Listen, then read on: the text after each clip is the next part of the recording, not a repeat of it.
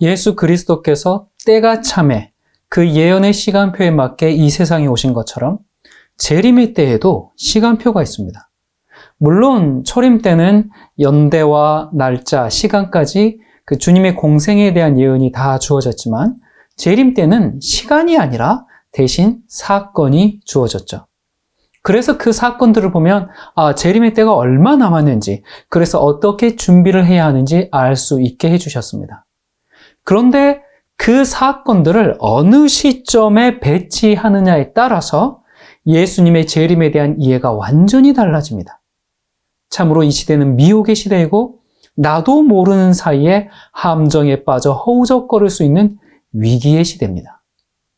요즘 무슨 기도운동, 무슨 기도회 하면서 대형 집회들을 여는 교회와 단체가 많이 있는데 거기서 전해지는 종말론이 대부분 세대주의 종말론입니다.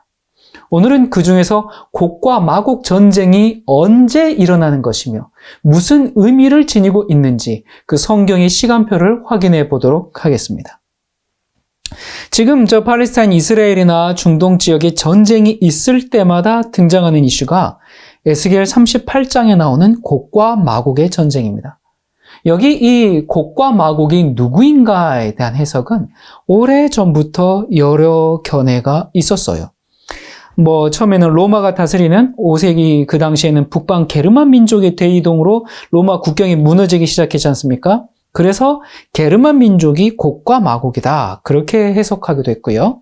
7세기에는 이슬람이 곡과 마곡이다. 그렇게 했고 13세기에는 동방에서 몽골족의 힘이 강성해지니까 징기스칸이 곡과 마곡이다. 그런 해석도 잠깐 있었습니다. 그리고 16세기 종교개혁 이후에는 교황이 곡과 마곡이다. 그러다가 20세기 이후에는 소련이다. 소련이 붕괴되고 나서는 러시아다. 그리고 이제 현재까지 그 러시아라는 해석이 대세로 자리 잡기 시작했는데 그 결정적인 이유가 바로 스코필드 관주 성경에 곡과 마곡은 러시아, 소련이라고 해석을 해놨어요. 이것이 이제 세대주의적인 그런 해석이죠. 오늘날 기독교에 가장 큰 영향을 끼친 인물 중에 한 명을 꼽으려면 7년 환란이라는 걸 만들어낸 존 넬슨 다비죠. 이 다비 이전에는 7년 환란이라는 교리가 없었습니다. 그리고 다비의 세대주의를 확산시킨 사람이 바로 스코필드죠. 이 스코필드는 1882년 댈러스에서 프리메이슨 회원이 되고 또 오컬트 단체인 콘스탄틴 적십자 회원으로서 활동을 했어요. 그리고 스코필드 관주 성경을 집필했는데 거기에는 세대주의와 시오니즘 사상을 듬뿍 담아놓은 그런 성경입니다.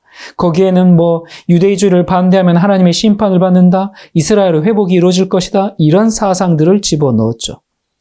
이 성경은 옥스퍼드 대학 출판사에서 출간되었는데 여러분 아시다시피 옥스퍼드는 이제 유대인 소유죠. 로스차일드라든지 그런 유대 자본가의 강력한 후원으로 1909년에 이 스코필드 관주 성경이 처음 출간되었고 1917년에 개정판이 나오면서 전 세계 신학교와 목사들에게도 뻗어나가기 시작했습니다.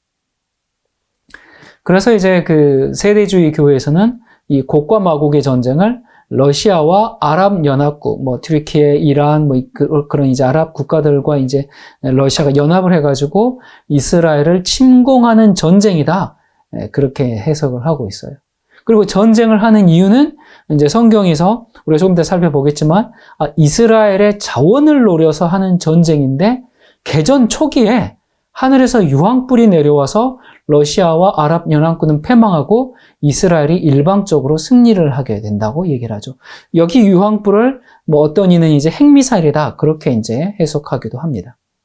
그리고 이제 이 전쟁의 결과 전 세계에 흩어져 있는 모든 유대인들이 이스라엘로 전부 돌아오고 그래서 제3성전이 완성이 되고 이때 적그리스도가 나타나서 7년간 언약을 맺고 7년 대환란기가 이제 드디어 시작을 한다 그래요. 그리고 이 전쟁이 이 곡과 마곡의 전쟁이 언제 일어나는가? 그러니까 기독교인들은 전부 휴거가 되고 나서 7년 환란 초기 아주 그 7년 환란 시작한 직전이나 아니면 7년 환란 중간이나 아니면 7년 환란 끝에 일어나는 그런 사건으로 이제 봐요. 그러니까 세대주의를 믿는 그런 학자들마다 견해가 조금씩 달라요.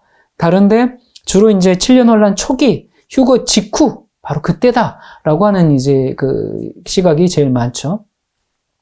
아무튼 뭐 어느 때든지 간에 공통적인 것은 이 휴거가 일어나고 난 이후에 있는 전쟁이기 때문에 사실 기독교인들에게는 뭐 직접적인 상관이 없습니다. 그렇지만 휴거의 징조 중 하나로 저 봐라 이스라엘 지금 전쟁하지 저게 곡과 목의 전초전이 하면서 이제 그렇게 제시하는 이슈 중에 하나죠. 자, 이러한 시나리오를 이제 근거로 삼는 것은 에스겔 38장을 배경으로 합니다. 우리 한번 보겠습니다. 1절부터입니다. 여호와의 말씀이 내게 임하여 이르시되 인자야 너는 마곡 땅에 있는 로스와 메섹과 두발 왕 곧 고게게로 얼굴을 향하고 그리고 이제 그에게 예언하여 이르기를 주 여호와께서 이같이 말씀하시기를 로스와 메섹과 두발 왕 고가 내가 너를 대적하여 물건을 겁탈하며 노략하리라 하고 내 손을 들어서 황폐하였다가 지금 사람이 거주하는 땅과 여러 나라에서 모여서 짐승과 재물을 얻고 세상 중앙에 거주하는 백성을 치고자 할 때에 스바와 다단과 다시스의 상인과 그 부자들이 여기를 이제 미국과 서유럽으로 그렇게 해석을 합니다. 내게 이르기를 내가 탈취하러 왔느냐? 내가 내 무리를 모아 노략하고자 하느냐? 은과 금을 빼앗으며 짐승과 재물을 빼앗으며 물건을 크게 약탈하여 가고자 하느냐? 하리라. 그러니까 가까운 미래에 이제 러시아가 이스라엘을 증오하는 이슬람 국가들과 연합해가지고 이스라엘을 침공하는 전쟁이 터지고, 그리고 이제 미국과 서유럽은 군사 개입을 꺼리고 그냥 이제 러시아에게 이번에 우크라이나 전쟁에서 했던 것처럼, 이렇게 경제 제재 같은 그런 외교적인 조치만 취하기 때문에 이스라엘 혼자서 고군분투하는 그런 상황에서 무슨 일이 벌어지는가? 22절. 내가 또 전염병과 피로 그를 심판하며 쏟아지는 폭우와 큰 우박덩이와 불과 유황으로 그와 그 모든 무리와 그와 함께 있는 많은 백성에게 비를 내리듯 하리라. 그러니까 유황불이 지금 비처럼 쏟아지듯이 이제 그런 장면입니다. 여기 이제 하늘에서 불이 내리는 이 하나님의 직접적인 심판이다. 아니면 또는 핵전쟁이다. 그렇게 이제 해석을 하기도 합니다. 23절. 이같이 내가 여러 나라의 눈에 내 위대함과 내 거룩함을 나타내어 나를 알게 하리니 내가 여호와인 줄을 그들이 알리라. 이스라엘 성읍들에 거주하는 자가 나가서 그들의 무기를 불태워 사르되 큰 방패와 작은 방패와 활과 화살과 몽둥이와 창을 가지고 7해 동안 불태우리라.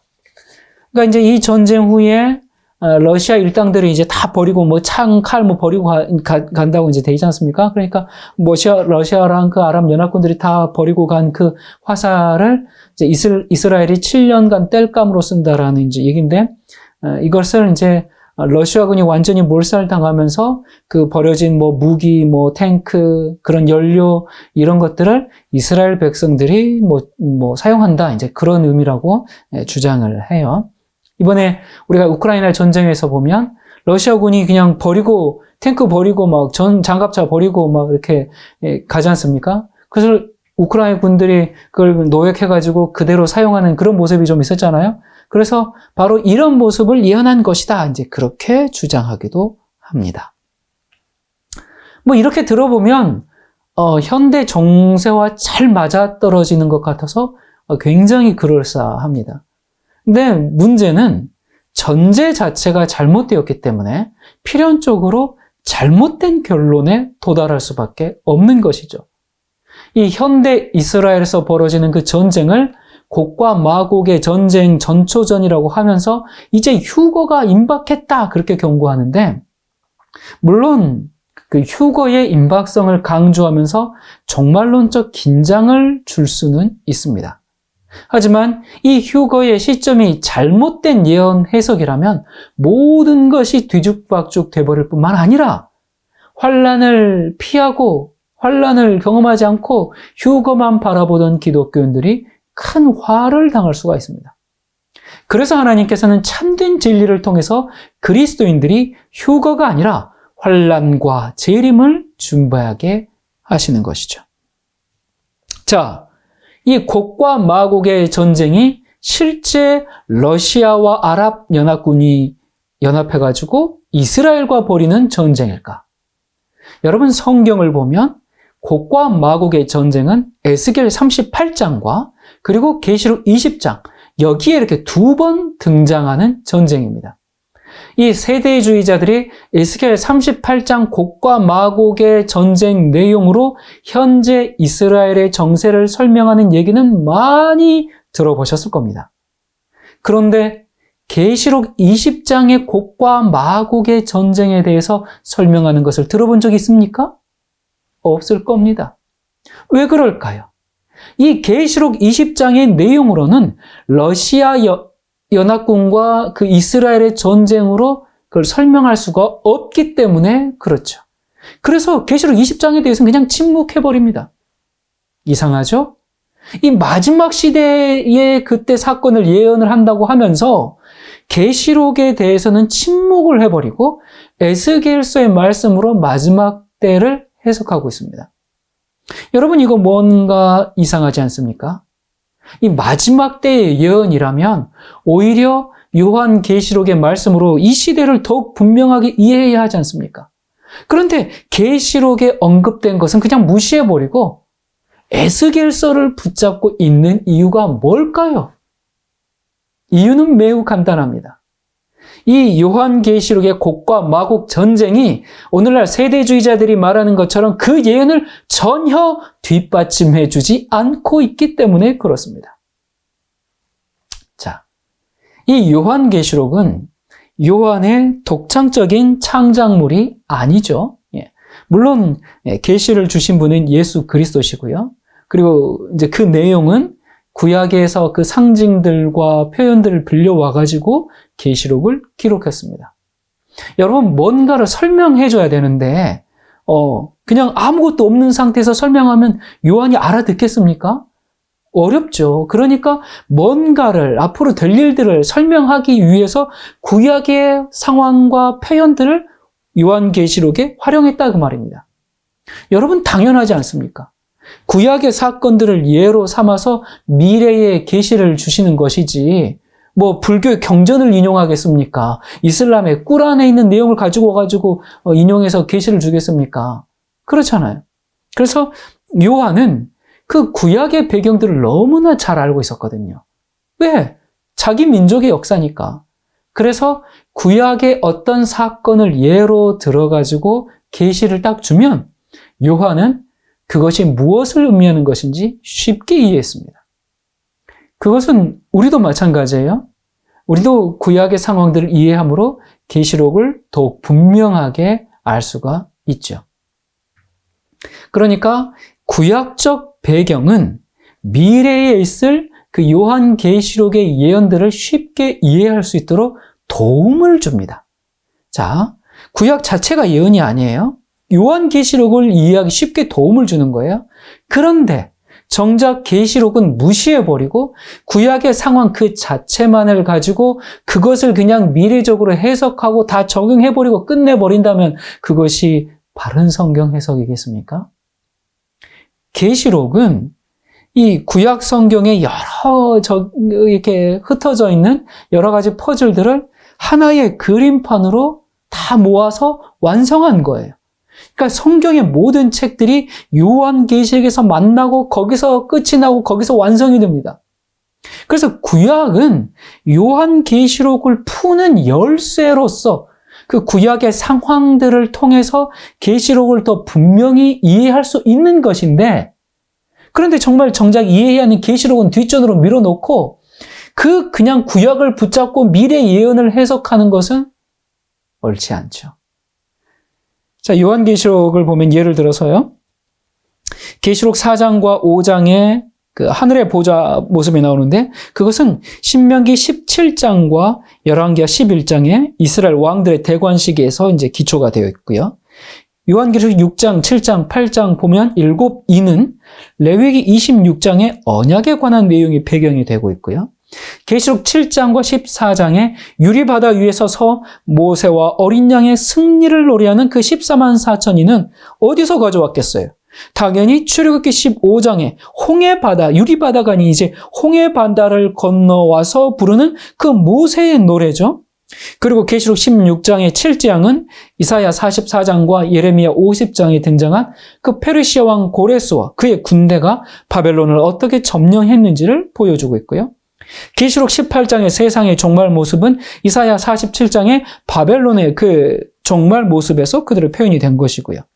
그 외에 이제 계시록에 사용된 여러 가지 용어들, 나팔, 무저갱에서 나온 메뚜기, 소돔과 애굽, 시온산, 유프라데스, 아마겟돈 전쟁, 이런 모든 것들이 다 구약에서 등장한 이스라엘 역사에서 가져온 겁니다. 이 요한계시록의 예언들은 하나님의 창조, 홍수, 출애굽, 하나님과 다윗 왕과의 언약, 바벨론 포로 생활, 이런 것들에서 그 구약의 가장 위대하고도 중요한 사건들의 기초가 되어 있어요. 그래서 구약 성경을 우리가 잘 이해해야지만 계시록을 바르게 해석할 수가 있습니다. 이 구약의 이 사건들은 하나님께서 미래에 펼치실 그 역사, 그러니까 인간 세상에 하나님께서 어떻게 개입하시고 인간의 구원을 위해서 어떻게 일할 것인지는 하나님께서 과거에 어떻게 인간 세상에 개입하셨고 어떻게 인간의 구원을 위해서 일하셨는지를 보면 알 수 있다 그 말입니다.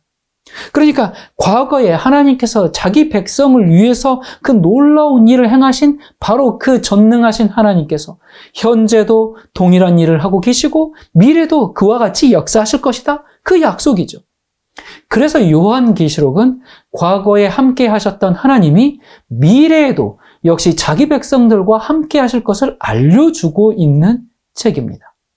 자, 이러한 구약적 배경을 가지고 요한계시록을 기록했는데 계시록은 그냥 통째로 무시하고 과거의 어떤 사건 하나를 그냥 밑도 끝도 없이 갑자기 그냥 마지막 시대에 딱 적용해버리는 것은 그건 건전한 성경 해석이 아닙니다. 물론 구약 성경 자체만으로 그 예언과 계시가 충분한 경우가 있어요. 이 다니엘서 같은 경우는 거의 다 통째로 예언서죠.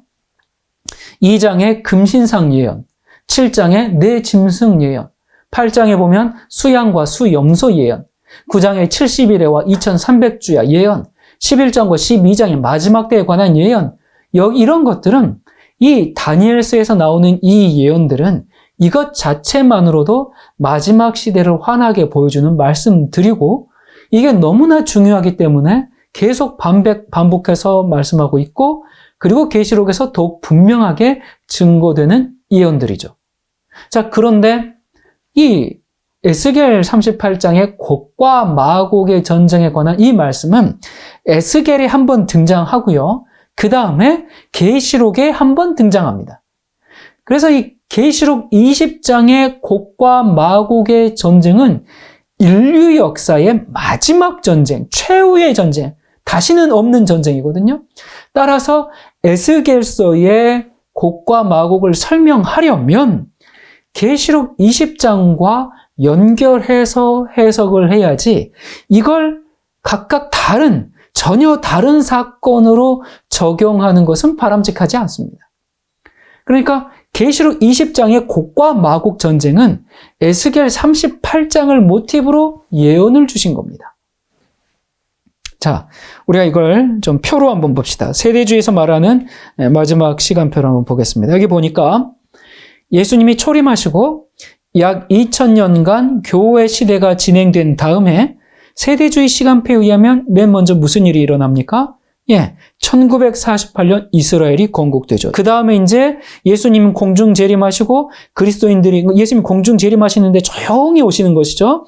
이 세대주의 하면. 그래서 그리스도인들이 비밀리에 조용히 다 휴거해버려요. 그리고 이제 이때부터 7년 환란기가 시작이 된다고 합니다. 그리고 이 기간에 휴거가 되고 나서 즉시 에스겔 38장에 곡과 마곡의 전쟁이 일어나고 적그리스도가 출현하고 바로 이어서 제3성전이 건축이 되고, 그리고 이제 이 일들이 전부 그 7년 환란 초기에 다 일어나는 일들이에요. 그렇게 3년 반 평화의 시대가 진행되다가 적그리스도가 갑자기 정체를 드러내면서 이제 3년 반, 이제 후 3년 반 환란의 시대가 시작하고요. 그러다가 이제 유대인들이 고난 중에 회개를 하고 예수님을 영접하고, 그런데 이제 그것을 이제 이스라엘의 완전한 회복이라고 말하죠. 그런데 이것도 모든 유대인이 다 구원받는 것도 아니고, 또 유대인 중에서 실제적인 14만 4천만 구원을 받는다고 합니다. 그리고 나서 이제 계시록 19장에 예수님의 지상 재림, 계시록 20장에 천년 왕국, 계시록 21장에 새 하늘과 새 땅의 역사가 이루어진다고 이야기를 합니다. 그래서 세대주의에서는 계시록 4장부터 18장까지는 전부 유대인에게만 적용되는 것이고, 그 일들은 우리 모든 그리스도인들이 다 휴거된 이후에 일어나는 일들이기 때문에 우리는 알 필요도 없는 것이죠. 그리고 이제 그 이후에 천년 왕국도 유대인이 누리는 천년 왕국이고, 그렇다면 고작 1장부터 3장까지만 우리에게 적용되는다는 얘기인데, 그걸 가지고 요한계시록 1장 3절에 보면 뭐라고 말씀하십니까? 이 예언의 말씀을 읽는 자와 듣는 자들과 그 가운데 기록한 것을 지키는 자들이 복이 있나니 때가 가까움이니라. 계시록 처음 시작할 때 이렇게 말씀하셨고요. 계시록을 끝내면서 또 한 번 이렇게 말씀하십니다. 또 내게 말하되 이 책의 예언의 말씀을 임봉하지 말라. 때가 가까움이라. 그러니까 계시록 앞뒤 이렇게 강조를 하셨는데, 고작 우리에게 적용되는 그 몇 장 가지고 이렇게 거창하게 말씀하시기에는 좀 무리가 있지 않습니까? 계시록의 시작과 끝에 이렇게 말씀하신 것은 그냥 가운데는 쏙 빼버리고 그냥 처음 앞부분, 그리고 끝에 요거 조금 그거 알아라는 건가요? 당연히 아니죠. 그런데 세대주의는 이 계시록 가운데 알맹이를 싹 빼버리고 우리와는 상관이 없는 책으로 만들어버렸습니다. 자, 이게 다시 한번 표를 보면요. 그래서 4장부터 18장까지 모든 사건들을 전부 7년 환란 속에 다 집어넣어 버렸습니다. 자, 오늘은 곡과 마곡에 대한 얘기니까 여기까지 하고요. 여기 보면 세대주의에서도 계시록 19장부터 22장까지는 시간 순으로 인정합니다. 예수님의 재림, 천년 왕국, 새하늘과 새 땅, 이건 시간 순으로 이어지는 일들이에요. 저도 동의합니다. 그런데 그 앞에 이루어지는 일들에 대해서도 성경이 그렇게 말하고 있을까요? 이 요한계시록 19장에 예수님이 딱 재림하신 다음에 무슨 일이 있는가? 4절부터입니다. 내가 보니 예수를 증언함과 하나님의 말씀 때문에 목배임을 당한 자들의 영혼들과 또 짐승과 그의 우상에게 경배하지 아니하고 그들의 이마와 손에 그의 표를 받지 아니한 자들이 살아서 그리스도와 더불어 1000년 동안 왕노릇하니. 여기에 지금 누가 1000년 동안 예수님과 함께 거한다 그랬어요? 유대인들이요? 아니요. 유대인이란 말은 다 한마디도 없죠. 누구라고 그들을 신원을 딱 특정 지어주죠. 누구예요? 예수님을 믿고 순교한 그리스도인들. 예수 그리스도를 증거하다가 죽임을 당한 신자들. 그리고 또 계시록 13장에 언급된 짐승의 표 환란을 통과한 자들. 그래서 우리 앞에 있는 사건은 휴거가 아니라 짐승의 표 환란이죠. 이제 그리스도를 증언하기 위해서 죽은 신자들과 환란을 통과하고 예수님 재림 때까지 살아있던 이 그리스도인들이 예수님이 재림함으로 그때부터 1000년간 왕노릇한다라고 말씀하고 있어요. 물론 이 고난과 박해를 좋아하는 사람은 없습니다. 하지만 그게 싫다고 목사님 그 목배임을 당하고 뭐 죽고 짐승의 표를 탐구하고 그 사람들은 전부 다 유대인이에요. 그렇게 얘기하는데 여러분 그러면 되겠습니까? 좋습니다. 그게 전부 유대인들에 대한 얘기라고 칩시다. 그런데 그러면 이들만 1000년 왕국에 들어가는 것이 아니라 다음 절에 또 누가 1000년 왕국에 들어가는지를 말해줍니다. 누가 들어갈까요? 5절. 그 나머지 죽은 자들은 그 천년이 차기까지 살지 못하더라. 이는 첫째 부활이라. 여기 보니까 그 나머지 죽은 자들이 누굽니까? 예수님이 재림하실 때 의인들은 전부 천년 왕국에 들어가고요. 악인들은 그 예수님의 재림하실 때 그 영광의 광채 때문에 다 죽습니다. 죽는데 영원히 죽느냐? 아닙니다. 단서가 있습니다. 그냥 악인들이 예수님 재림하실 때 다 죽어가지고 다 지옥행 가가지고 지옥에서 영원히 지글지글 타느냐? 아닙니다. 성경은 그렇게 얘기하지 않아요. 예수님께서 재림하셨어요, 19장에.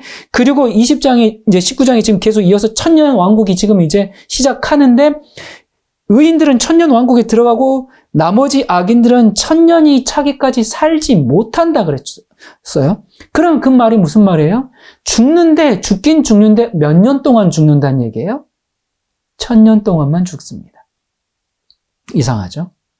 그럼 1000년 후에 무슨 일이 있다는 건가? 예, 그건 잠시 후에 밝혀집니다. 예, 악인들은 그대로 죽어서 1000년간 죽음에 매여 있고요. 자, 그리고 이제 천년기가 시작할 때 여기 또 무슨 사건이 있다 그래요? 이는 뭐라? 첫째 부활이라. 아니, 부활이면 부활이지 첫째 부활은 또 뭐예요? 그러면 둘째 부활도 있다는 말일까요? 예, 그렇습니다. 그 예수님이 직접 말씀하셨죠. 요한복음 5장 28절에 보면 이를 놀랍게 여기지 말라. 무덤 속에 있는 자가 다 그의 음성을 들을 때가 오나니 선한 일을 행한 자는 생명의 부활로 악한 일을 행한 자는 심판의 부활로 나오리라. 여기 의인의 부활을 생명의 부활, 악인의 부활을 심판의 부활이라고 했습니다. 어떤 분들은 아니 악인도 부활해? 아마 처음 그런 얘기를 듣는 분들도 많더라고요. 예, 악인도 부활합니다. 악인도 부활하는데 왜 부활해요? 심판받으려고 죽었다가 부활합니다. 이게 의인의 부활과 악인의 부활이 동시에 일어난 사건이 아니고 여기 우리가 계시록 보니까 의인의 부활과 악인의 부활 사이에 얼마의 시간이 있어요? 1000년의 시간차가 있습니다. 의인의 부활이 첫째 부활이고요. 악인의 부활이 둘째 부활입니다. 예. 아니 왜 악인도 부활을 해야 하는가? 이유가 있어요. 오늘은 그걸 다룰 시간이 없습니다. 제가 다음 시간에 천년기에 대해서 더 자세히 말씀을 나누도록 하겠습니다. 오늘 우리는 지금 무엇의 정체를 밝혀야 해요? 곡과 마곡. 곡과 마곡의 정체를 밝혀야 하기 때문에 좀 잘 이해가 안 되는 부분이 있더라도 인내해 주시기 바랍니다. 자, 제가 다시 질문해 보겠습니다. 세대주의에 의하면 유대인만 천년왕국에 들어갑니다. 그러면 부활도 유대인만 합니까? 대답해 보세요. 부활은 아담 이후로 잠든 모든 의인들이 예수 그리스도의 재림의 나팔과 함께 부활하는 인류 역사의 대사건입니다. 6절. 그래서 이 첫째 부활, 의인들의 부활에 참여하는 자들은 복이 있고 거룩하도다. 둘째 사망이 그들을 다스리는 권세가 없고 도리어 그들이 하나님과 그리스도의 제사장이 되어 1000년 동안 그리스도와 더불어 왕노릇하리라. 네. 여기 보니까 아까 둘째 부활도 있었는데 또 둘째 사망이라는 게 또 나오죠. 예. 이 계시록을 접하지 않았던 분들은 모든 것이 지금 생소하기만 할 건데 이것도 다음 시간에 다루도록 하겠습니다. 오늘 우리는 뭘 해야 됩니까? 예, 곡과 마곡에 대해서 알아야 합니다. 자, 일단 정리하면요. 예수님이 재림하신 직후에 천년 왕국이 시작합니다. 이 천년 왕국에 참여하는 사람은 유대인이든지 이방인이든지 관계없이 구약시대든 신약시대든 상관없이 아담 이후로 믿음을 가지고 잠든 모든 의인들이 부활해서 그리스도와 함께 지내는 기간이고 부활뿐만 아니라 예수님이 재림하실 때 다 죽어 있는 건 아니잖아요. 그때 살아있던 사람들이 있을 거 아닙니까? 살아있던 의인들이 부활한 사람들과 천년 왕국에 들어갑니다.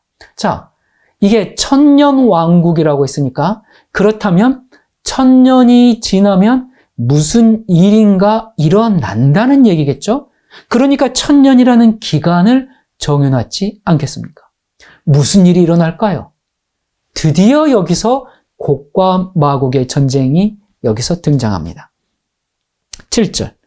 1000년이 참에 사탄이 그 옥에서 놓여 나와서 땅의 사방 백성 곧 곡과 마곡을 미혹하고 모아 싸움을 붙이리니 그 수가 바다의 모래 같으리라. 그들이 지면에 널리 펴져 성도들의 진과 사랑하시는 성을 두루매 하늘에서 불이 내려와 그들을 태워버리고.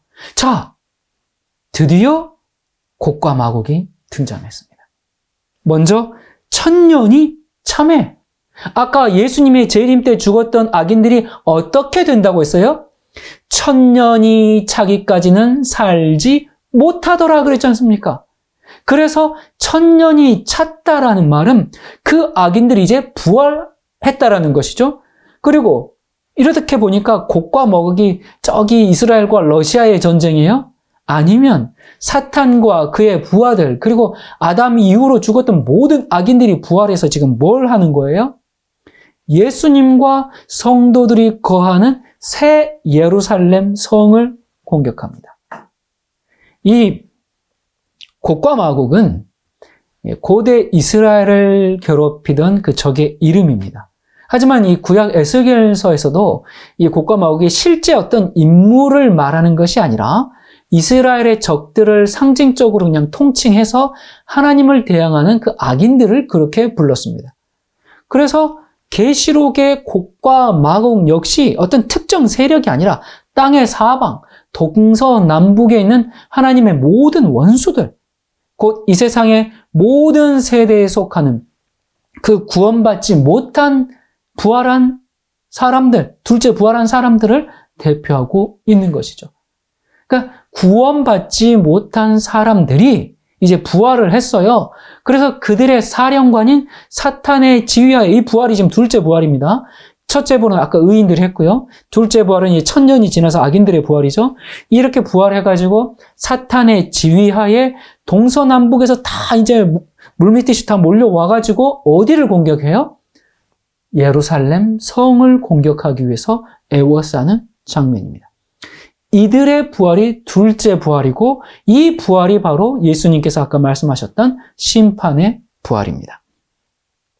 자, 이 표를 한번 다시 봅시다. 그러니까 곡과 마곡의 전쟁이 1000년기 전입니까? 후입니까? 이건 초등학생도 이 성경을 읽기만 하면 맞출 수 있는 그런 문제죠. 그런데 왜 다 큰 어른들이 이 문제를 자꾸 틀리는 걸까요? 알려고 하지 않으니까. 알고 싶지 않으니까. 그걸 알면 자기들이 믿고 있던 모든 것이 무너지니까 그냥 애써 무시하고 있는 것 아닙니까? 내가 배운 학교에서, 내가 속한 교단에서 그렇게 안 가르치니까. 우리가 이 성경을 조금만 주의 깊게 읽어보면 너무나 쉽게 알 수 있는 문제인데 편견에 갇혀서 성경을 읽어도 성경대로 이해하지 않고 그저 교회에서 배운 대로만 해서야 되겠습니까? 우리 성경대로 합시다. 여기 보면 이 성경에 의하면 예수님 초림 이후에 약 2000년간의 성령 강림 시대, 교회 시대가 있고요.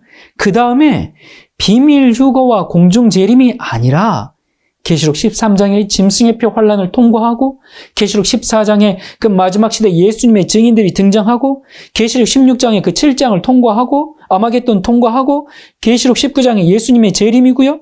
이어서 계시록 20장의 천년 왕국이 시작합니다. 이것이 성경입니다. 자, 이제 최초의 곡과 마곡 전쟁 얘기가 나온 에스겔서로 한번 가보도록 합시다. 이 세대주의에서는 계시록의 곡과 마곡으로는 자기들의 주장이 뒷받침이 안 되니까 이거 되겠습니까? 이게 안 되니까 그냥 계시록에 나온 곡과 마곡 전쟁 얘기는 쏙 빼버립니다.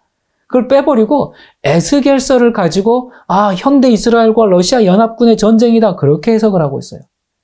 여러분 마지막 시대 사건을 얘기하면서 계시록은 빼버리고 구약의 에스겔서로만 현 시대를 해석하는 것이 바른 것입니까? 그렇지 않죠. 자, 그러면 우리 에스겔서의 곡과무곡 전쟁이 도대체 무슨 전쟁인지 한번 봅시다. 여러분, 에스겔서가 왜 쓰였을까요? 그때 쓰인 상황이 어떤 상황이었을까요? 이 에스겔은 BC 593년 여호야긴 왕이 바벨론의 포로로 끌려간 지 5년째 되던 해에 예언하기 시작했습니다. 이 북방 이스라엘은 100여 년 전에 이미 아시리아에 의해서 다 멸망해버렸어요. 이제 남방 유다의 멸망도 신속히 다가가고 있었어요.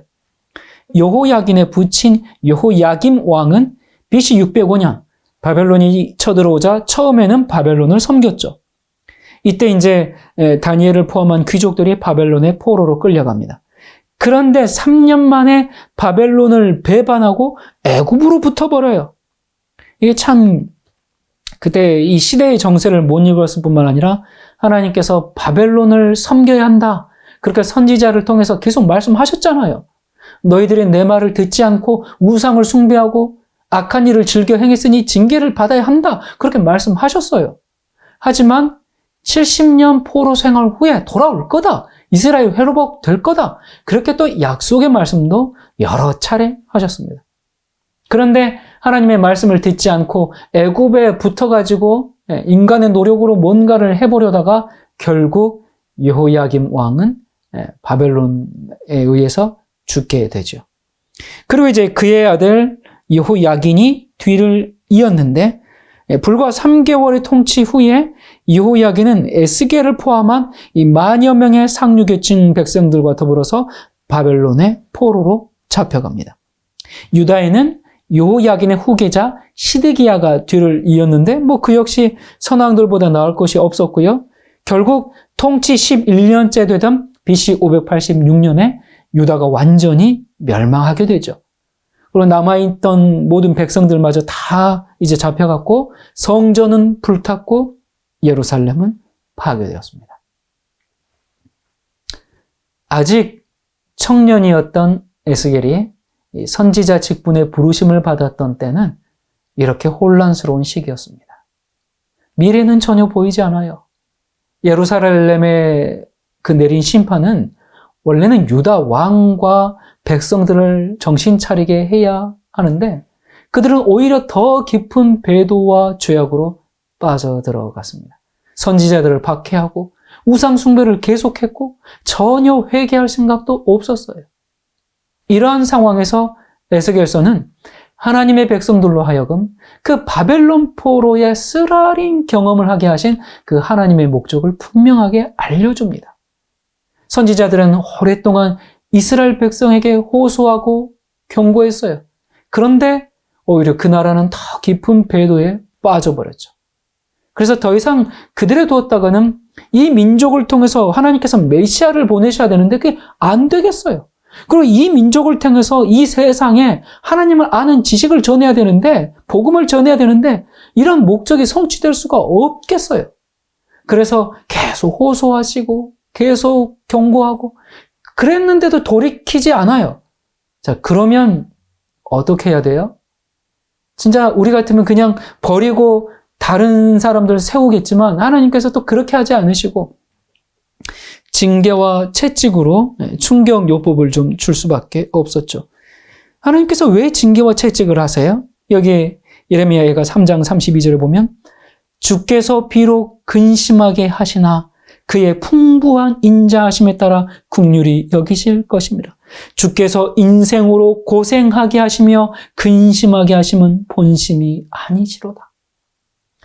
이 하나님께서는 이 백성들이 정말 풍족하고 잘 살고 번영하고 잘 나갈 때 그때 하나님을 좀 바르게 섬기는 길을 원했는데 이들이 그걸 거부했어요. 그러다 보니까 어떻게 하겠어요? 고난과 역경 가운데서 그 상황에서라도 하나님을 찾고 섬기도록 하셨어요. 우리의 삶에서도 당장의 괴로움은 힘들지 모르지만 그것이 하나님께로 이끄는 그런 도구들인 경우를 우리가 경험하지 않습니까? 이 이스라엘을 배교로 이끈 이 이제 사람들은 그 나라의 왕과 권세자들, 지도층이었어요. 거기가 다 부패하고 썩어버리니까. 그래서 하나님께서는 처음에는 지도자들만 포로로 잡혀가도록 그렇게 계획하셨어요. 대부분의 백성은 그 징계를 받은 그 권세자들이 정말 쓰라린 경험을 통해서 하나님께 돌아오기를 기다리면서 유대에 남아 있어도 됐어요. 이 유대 백성이 하나님께서 의도하신 대로 느부갓네살에게 그냥 기꺼이 복종했더라면 예루살렘 도성과 그 장엄한 성전, 그 전부 그대로 보존되었을 겁니다. 그런데 어떻게 했어요? 이스라엘이 계속 바벨론에 완고하게 저항을 했어요. 그래서 그들의 고난의 잔을 점점 스스로 더 쓰게 만들었습니다. 그래서 결국 제2차 포로, 제3차 포로 이걸 초래하게 되었고 나무 멍에가 쇠 멍에로 대체되면서 더 압박이 가중되었죠. 하지만 백성들이 이제 바벨론 포로기 그 상황에서도 하나님의 공의에는 참 자비가 섞여 있었어요. 하나님께서 이 당신의 백성을 징벌하려는 그런 엄격한 재판관이 아니라 그들에게 그 불순종의 어리석음을 깨우쳐주고 하나님과 협력하고 하나님께 순종하는 것이 인생 최고의 행복이라는 것을 인식시키기 위해서 애쓰셨습니다. 그 포로의 쓰라린 경험은 하나님의 보복이 아니라 그들을 위한 치료의 시간들이었죠. 이 선지자 예레미야, 에스겔, 다니엘 이 사람들은 이제 하나님의 뜻을 사람들에게 나타내고 그것에 협력하도록 이끄는 그런 사명을 받았어요. 예레미야는 유대에 남아있는 그 유대인들에게 보내졌고요. 에스겔은 이미 포로로 잡혀간 사람들을 위해서 사명을 수행했어요. 다니엘은 느부갓네살에게 하나님의 뜻을 알리고 협력을 얻도록 바벨론 왕궁에 보냄을 받은 하늘의 외교관이었어요. 하나님께서 이스라엘 백성에게 바벨론 포로 생활을 겪게 하셨지만 이 고난의 불꽃은 불순물을 제거하는 데 필요한 정도 이상으로 더 뜨겁게 타지는 않았습니다. 자, 이러한 상황에서 에스겔은 하나님의 메시지를 전했는데 크게 세 부분으로 나눌 수가 있습니다. 1장부터 24장까지는 이스라엘에 대한 심판의 예언입니다. BC 586년에 임한 그 예루살렘 멸망 이전에 바벨론 근처 그발 강가에 있었던 포로들에게 에스겔이 전한 말씀들이 대부분 기록되어 있죠. 너희들이 하나님의 말씀에 순종하지 않고 멋대로 살아서 심판을 받을 것이라는 그런 말씀들이 가득합니다. 25장부터 32장은 이방 나라들에 내리는 심판에 대한 예언이고요. 33장부터 48장은 드디어 이스라엘의 회복에 대한 그 자비의 예언입니다. 희망의 복음입니다. 포로 생활로부터 회복을 기대하면서 희망을 불어넣는 말씀이 여기 들어있어요. 이 세 번째 파트에서는 여러분이 잘 아는 그 유명한 말씀도 있는데 에스겔 36장 26절에 또 새 영을 너희 속에 두고 새 마음을 너희에게 주되 너희 육신에서 굳은 마음을 제거하고 부드러운 마음을 줄 것이며 또 내 신을 너희 속에 두어 너희로 내 율례를 행하게 하리니 너희가 내 규례를 지켜 행할지라. 이 유명한 말씀이 바로 이런 배경에서 나온 말씀이에요. 이 말씀은 거듭남을 표현해 주는 말씀이죠. 거듭나면 어떻게 된다는 그 거듭남이 신약에만 있는 것이 아니라 구약에도 있어요. 우리가 새 마음을 받고 이스라엘이 니네들에게 불순종했지만 이제 새 마음을 받고 회복할 것이다. 이렇게 회복하고 그래서 나에게 순종할 것이다. 자, 그러면서 37장에 또 이어서 무슨 말씀이 나옵니까? 마른 뼈가 살아나는 그 환상에 대한 말씀이 나오죠. 이러한 정황 속에서 이 마른 뼈가 살아나는 환상의 의미는 무슨 의미겠습니까? 무슨 뜻이겠어요? 당연히 무너진 예루살렘이 또 예루살렘 성과 성전이 다 무너졌잖아요. 그게 회복되고 그리고 너희들이 지금 마른 뼈다귀처럼 포로 생활에서 이제 희망이 없는 것, 절망 같은 그런 상황이 있지만 어때요? 그 뼈에 힘줄이 붙고 살이 붙고 근육이 생기고 살아나서 돌아다니는 것처럼 너희들이 그 포로기를 이제 끝내고 돌아온다는 약속의 말씀이죠. 그리고 예루살렘 성과 성전이 회복된다는 그런 말씀이에요. 그런데 이 마른 뼈 환상을 세대주의에서는 1948년 이스라엘 건국으로 갖다 붙이게 되죠. 여러분, 이것은 성경을 믿지 않는 시온주의자들이 자신들의 국가 설립의 정당성을 주장하기 위해서 성경의 내용을 차용한 것이라는 사실은 우리가 이미 지난 시간들에서 살펴봤습니다. 그게 아니라 에스겔서는 지금 포로 중에 있는 이스라엘이 그들을 위한 하나님의 뜻을 받아들이면 너희가 새 마음을 이제 받고 마침내 회복될 것이라는 그 약속을 강력하게 호소한 것이죠. 이 에스겔서의 상당수 내용이 백성의 죄악을 폭로하는 역할을 수행합니다. 이건 단순히 심판을 선언하는 것이 아니라 그 목적은 이중적이에요.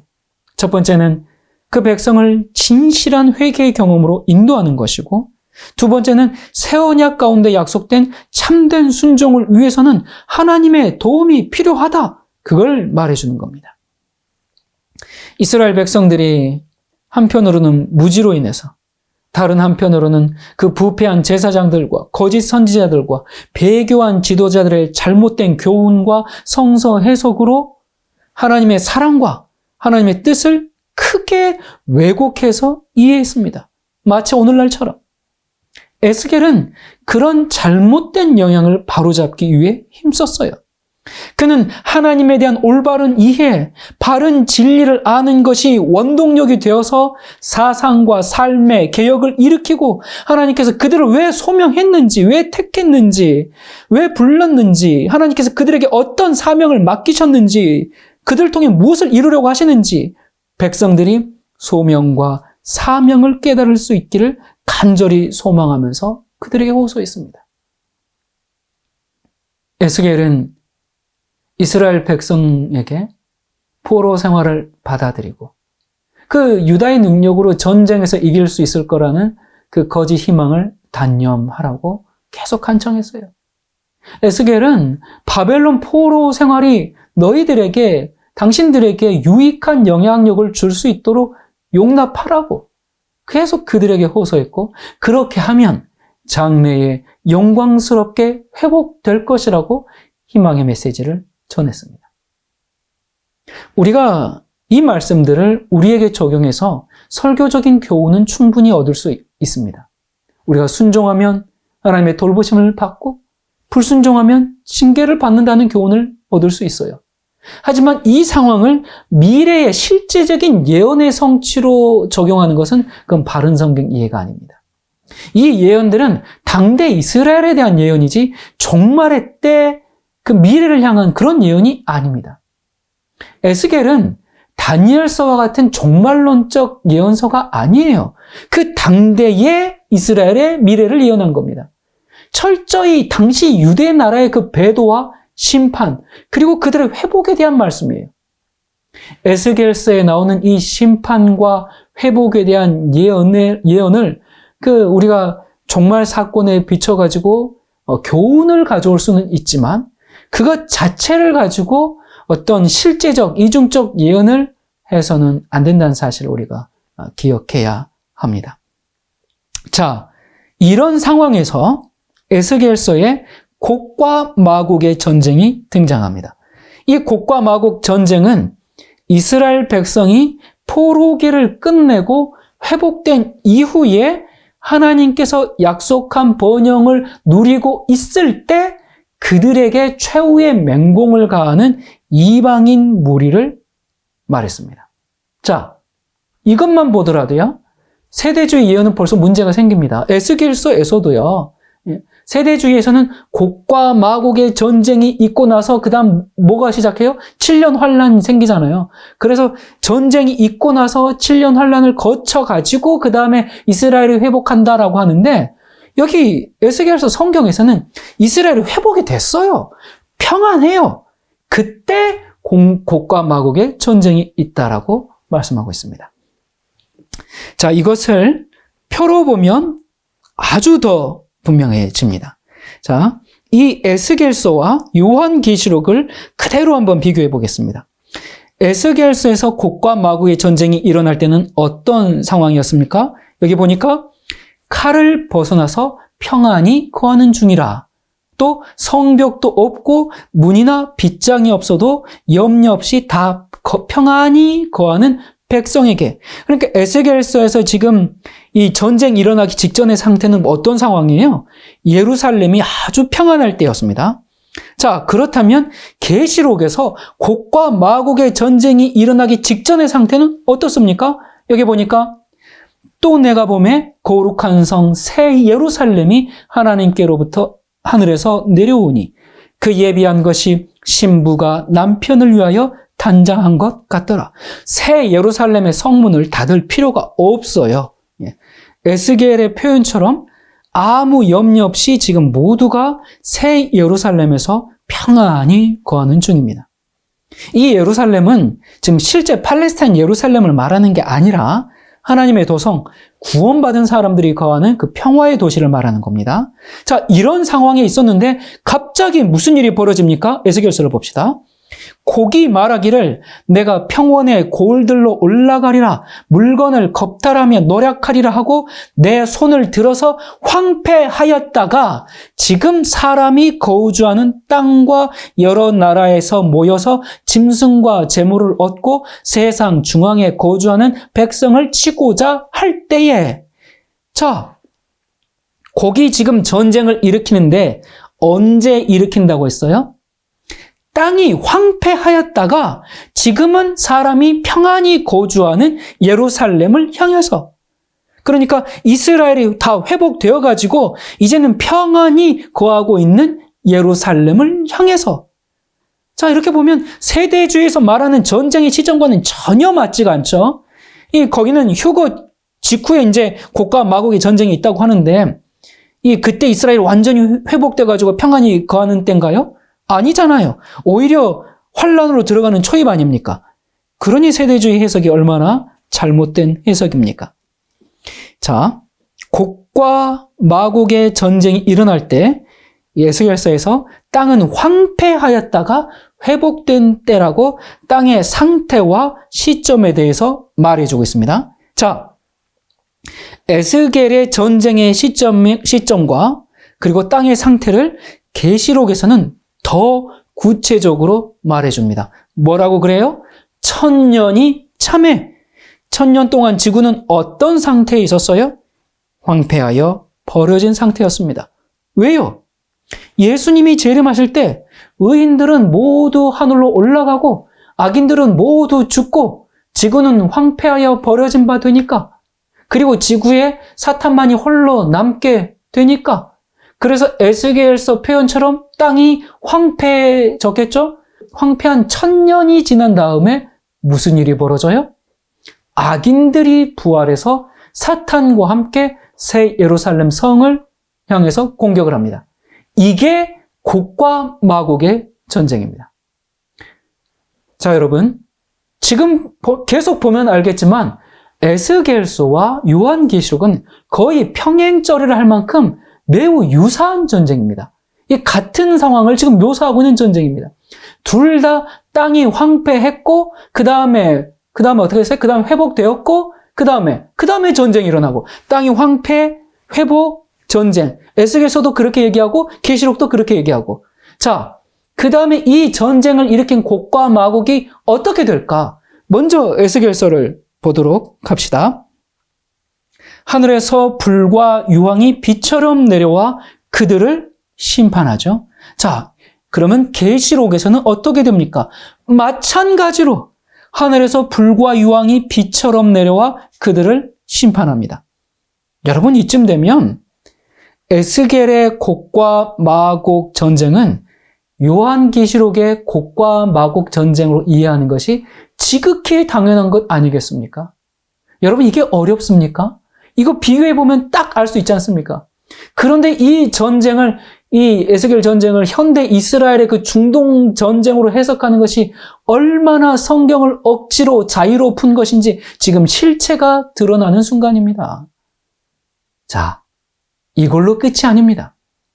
악인이 심판을 받고 그 다음에 어떻게 되는가? 먼저 에스겔서를 봅시다. 다시는 내 거룩한 이름을 더럽히지 않게 하리니 열국이 나를 여호와 곧 이스라엘의 거룩한 자인 줄 알리라. 다시는 여호와의 이름이 더럽힘을 받지 않고 온 세상 만물이 여호와 하나님을 경배하게 된다는 말씀입니다. 자, 계시록에서는 어떻게 되는가? 다시 저주가 없으며 하나님과 그 어린 양의 보좌가 그 가운데 있으리니 다시 밤이 없겠고 등불과 햇빛이 쓸데없으니 이는 주 하나님이 그들에게 빛이심이라.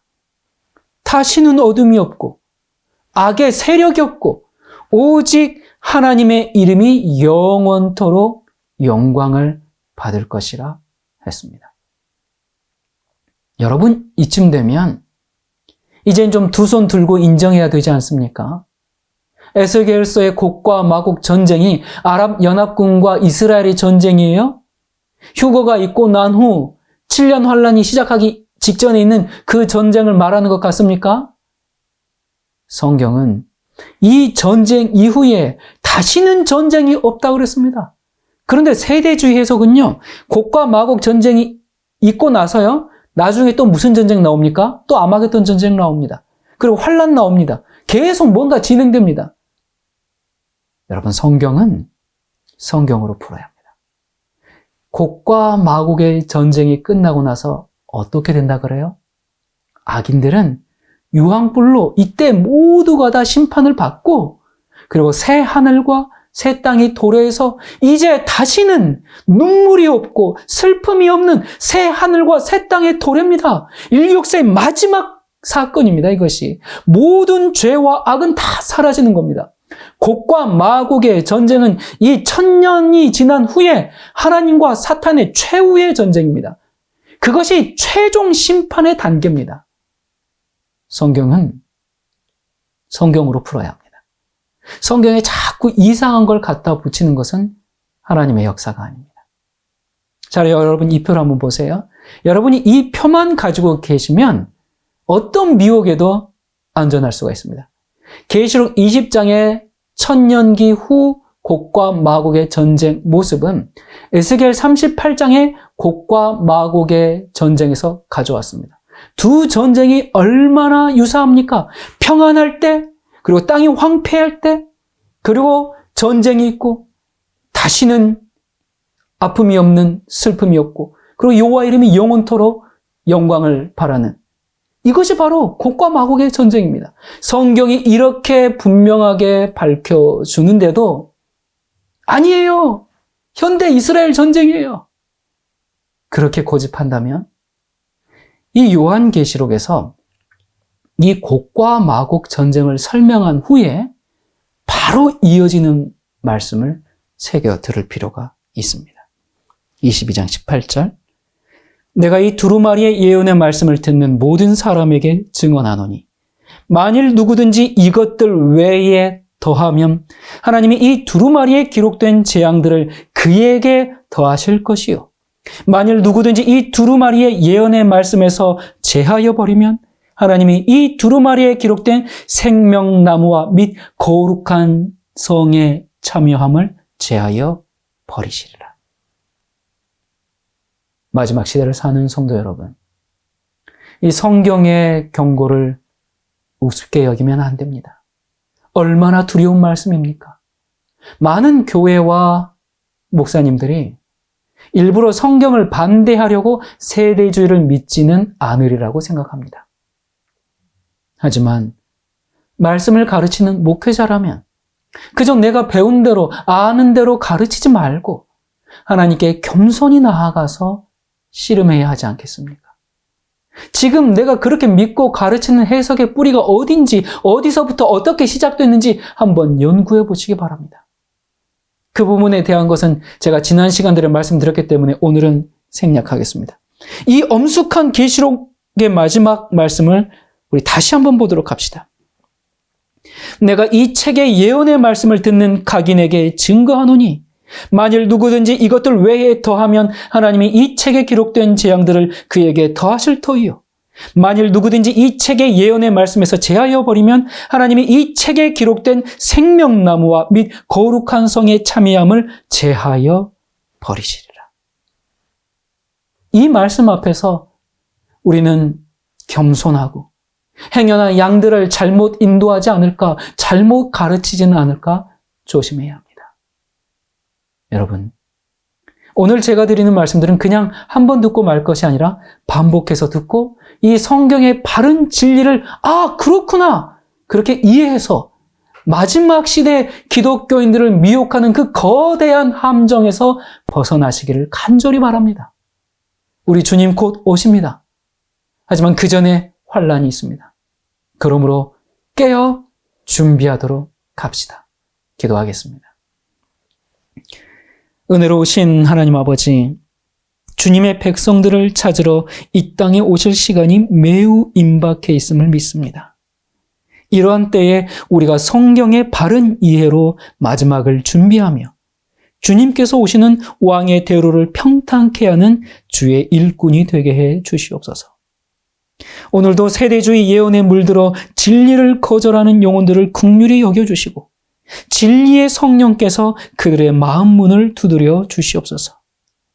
우리와 영원히 함께 하시고자 다시 오시겠다고 약속하신 예수 그리스도 이름으로 간절히 기도드립니다. 아멘.